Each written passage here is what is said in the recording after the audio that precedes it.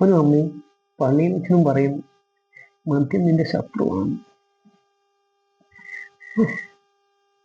ഈശോ പറയുന്നു നീ നിന്റെ ശത്രുവിനെ സ്നേഹിക്കണം.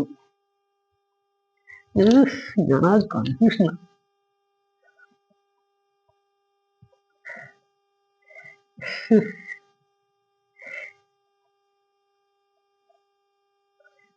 ഇതൊക്കെ കാണുമ്പോ എങ്ങനെ കുടിക്കാതിരിക്കും?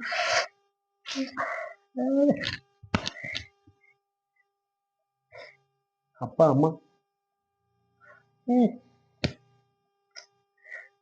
മാതാപിതാ ഗുരു ദൈവം എന്നല്ലേ?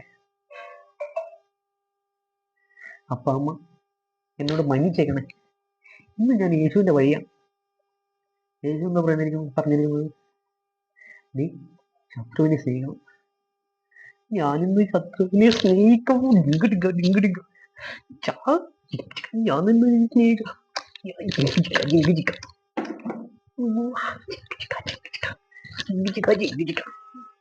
ഞാനിന്ന് സ്നേഹിച്ച് കൊല്ലും.